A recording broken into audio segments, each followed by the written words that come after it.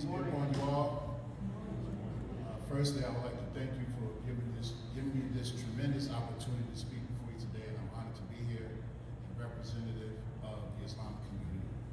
So, Pastor Delaney, you mentioned earlier that you mentioned to some people those 3 verses that no one knew what they were. Had you asked me, I could at least told you the Islamic verse. And so we thank and praise the Almighty for giving us the gift of life and time and health. And we ask that He takes this gathering and makes it a blessing for all of us. Inshallah, God willing. Okay, let me get my notes here together. Excuse me. And so, as we conduct this National Day of Prayer, I would like to thank all of the organizers, also those who spoke before me, and I just want to relate some verses from the book of the Muslim, the Quran, about the importance of unity, community, and working together. And so, just like any other religion, a person who follows the religion of Islam, they believe that their religion is the one for safety and salvation, or else they wouldn't follow it, right? Or any other religion, right? But however, no matter what religious affiliation we have, we all have a common bond of humanity. A common bond of humanity that we can never forget. And in the Quran, it is mentioned about humanity in 21 verses. And those 21 verses are specific to Muslims because they believe that is their holy book, or we believe. And then it is also addressing people who may not adhere to our religious principles, but these are universal principles. And so these verses begin in Arabic. They say, Ya ayyuhan nas, meaning, O mankind, O humanity. And when these verses in the Quran are mentioned, they are addressing people with something very important. And so those 21 verses, they revolve around the concepts of worship, following the truth, being reminded of blessings, and recognizing who is the cause of it all, meaning God Almighty, who we call in Arabic Allah. And also means working together. So Muslims are not excluded, although we haven't been here, and we apologize on our behalf, but now that we're here, it's on. From here on out, inshallah. And so we'll just mention a couple of those verses with relation to what we talk about here today. The first one is in the Quran, in the 4th chapter, the 1st verse. It says, O people, Ya ayyuhan nas, O mankind, have reverence for your Lord who created you from a single soul and created from it its mate. And so we all know that we are descendants of Adam and Eve, or these people who are of a believing faith. We come from one couple. And that we all disseminated throughout the world in different nations and different tribes, different languages and such, but we have the common goal of humanity. And so we are all connected in this regard. And so, as we mentioned, Ya ayyuhan nas, O mankind, in the Quran, the theme of these verses means that something that comes after it means to pay your attention. Pay attention closely. And the first command was rever God Almighty. Be mindful of Him in everything that you do. And when you put God first, then everything else works itself out. And this also tells us that every human soul is sacred. Every human soul is sacred. Not just the ones that are affiliated with our groups and our religions. Every human soul is sacred. One time, our beloved Prophet of Islam, the Prophet Muhammad, there was a funeral procession that was going past. And it was for a Jewish person. And when he saw the procession go by, he stood up. And so some of his companions said, why did you stand for this person? And he responded, did he have a human soul? Did he not have a human soul? And so this is the premise that we operate on, regardless of what religious affiliation. In honor of this national yearly thing of praying, this prayer day, we all come together and we put our forces together, we put our beliefs together, and we put our work together, because right now, our nation needs healing. Right now, the world needs healing. And it's going to take the people who pray and who believe and work to bring about that change.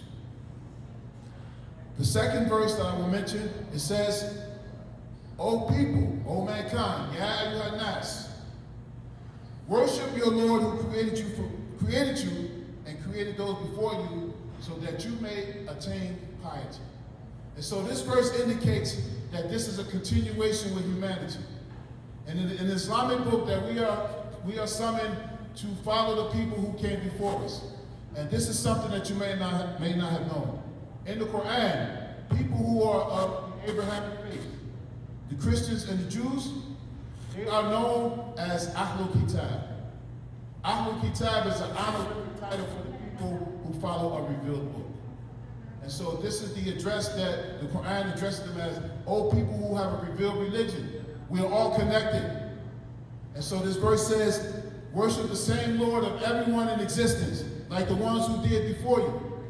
For what reason? So that you may obtain righteousness and piety. Because it is only the people who are going to be righteous, how few are they, that's going to make the change. We're going to have to stand up to oppression.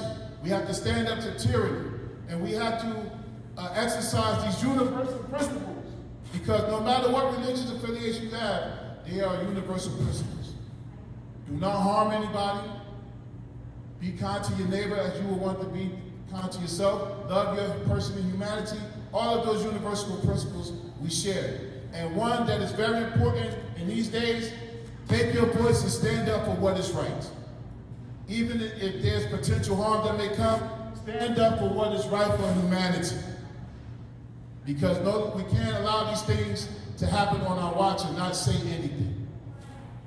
So we're all connected in this human journey to do something right, to leave something behind for the generations to come behind us, and to take the time that is so precious. And I see a lot of younger folks in the audience.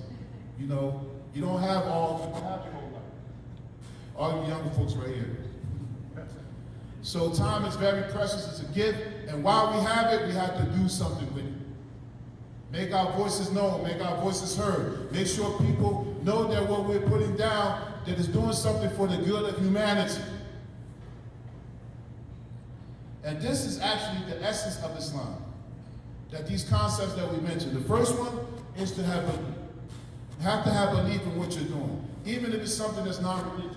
You have to have a purpose of believing and believe that you can accomplish it. The second one is worship. We're not getting anywhere without prayer. Everybody has a prayer that's assigned to him according to religious doctrines that they follow. But we all have to pray. You know the saying, people who pray together, they stay together. Transformation. Taking these verses we read, no matter what religious text we follow, taking these verses and make sure that they transform our hearts and our minds and put us in a position to do work. And no matter how small it may seem, and sometimes doing this work of righteousness may seem insignificant, but we don't give up. Because God Almighty is going to open up a way for us. You know, in the times that we're living in, they seem bleak, they seem grim, but Allah is going to open up a way for righteousness to prevail. That's how it's been throughout the ages. All we have to do is believe in it, and what He gives us as far as capacity and ability, use it for a means for righteousness. And this last one I mentioned, that the Quran says, O mankind, we created you from a male and a female.